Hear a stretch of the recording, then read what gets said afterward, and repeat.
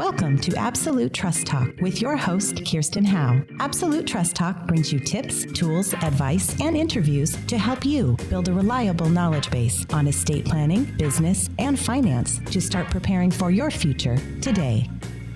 Madison, good morning. Share with me today, what is your favorite Beach Boys song? I'm a big fan of Help Me, Rhonda. Help Me, Rhonda. Oh, that's a good one. I like that one too. Yeah. That might actually be one of my favorites too. But the one that leaps to mind for me when I ask myself what's my favorite song is Barbara Ann, which is kind of similar to Help Me, Rhonda in that it's that, bouncy kind of upbeat thing. It's not necessarily my favorite, but it's so ingrained in my brain. When I was in high school, there was a pom-pom squad that was having tryouts, and that was the song that they had to do their canned routine to in the tryouts. And so I heard that over and over and over every day after school as they were practicing getting ready for their tryouts. So it's just maybe the most familiar Beach Boys. I love it. Because that's Pet Sounds, right? So there's like 40 people in the recording studio when they're recording that song. There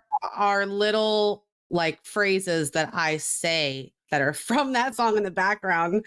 And I don't think my husband knows where I get that from. And it's just like certain things that I just repeat that are just from whoever's yelling things in the background of that song. Okay, that's good. Welcome, everyone. This is Absolute Trust Talk. I'm Kirsten Howe here with Madison Gunn, and you might have guessed that we're about to talk about Brian Wilson and his recent petition to be conserved. And we are estate planners. Some estate planners do conservatorships. We do not. But these cases keep rolling out that touch on estate planning, and they help illustrate some really important points. So we are going to talk about this case.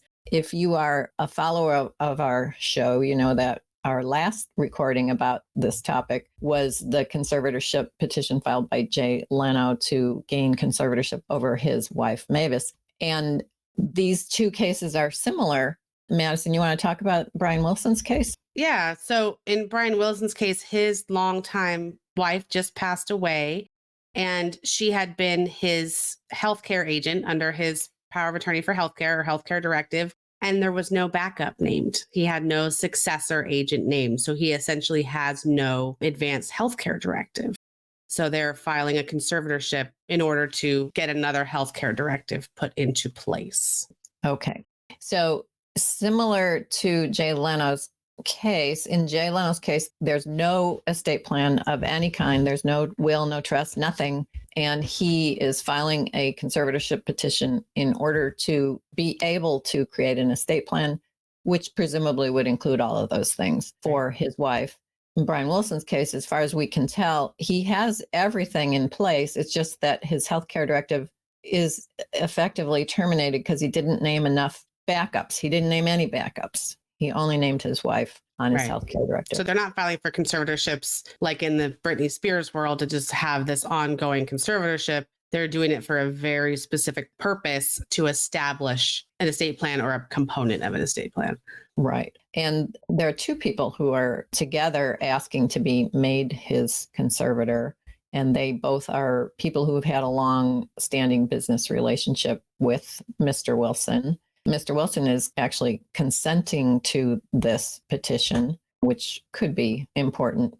The judge has to look at everything. What do you think the judge is going to be thinking about in deciding whether to grant this petition? I think it's interesting. I don't think it's going to be an issue necessarily in granting the petition. I think the issue is going to be more so in terminating it. As long as nobody objects, and it sounds like from the petition, his several children all agree. It's definitely interesting that the children are not involved, but he does have a blended family, purport to know what's happened behind closed doors, especially in celebrity and his history of mental illness, how that has worked. But the fact that he has gone through a conservatorship before, had a history of being surrounded by the wrong people or being under the control of the wrong people, it'll be interesting to know if the court will eventually terminate its own oversight.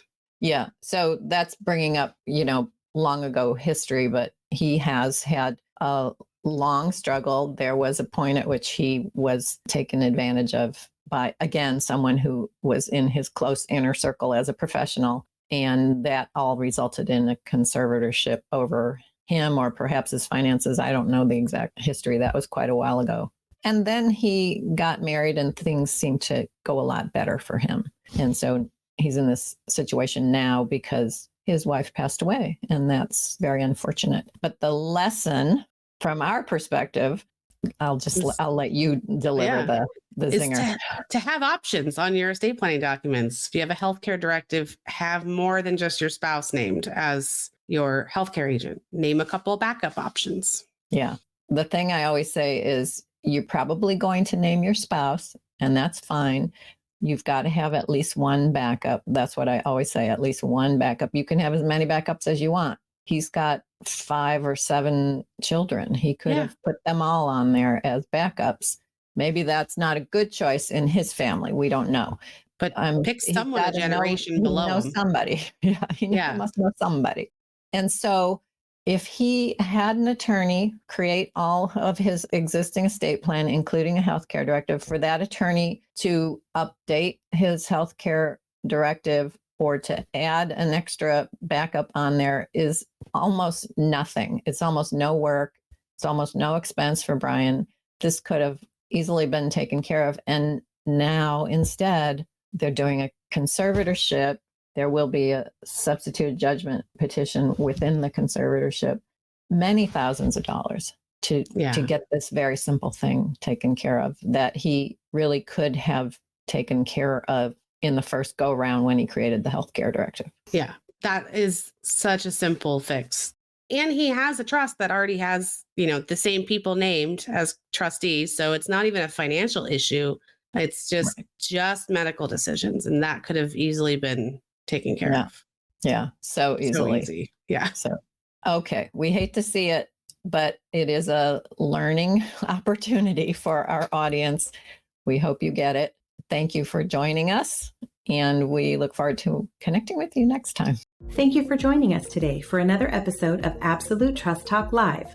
If you enjoyed listening in, then don't forget to subscribe. You can find us on Apple Podcasts or wherever you may listen by searching Absolute Trust Talk. While you're there, we would also love for you to leave us a review. And then why not share your favorite episodes with family, friends, or colleagues too? You can find all of our shows and corresponding show notes by visiting absolutetrustcouncil.com. You'll also find a variety of other free resources, including our ebooks, videos, blogs, presentations, and more. If you need help with your estate planning or administration, we also offer a free discovery call to help get the process started. You can find more information on booking your session by visiting absolutetrustcouncil.com/scheduling. If you join us for the broadcast, you can submit questions during the show. But if not, don't worry. You can always get in touch with us by sending a quick message to info@absolutetrustcouncil.com. Thanks again for listening. We'll see you soon.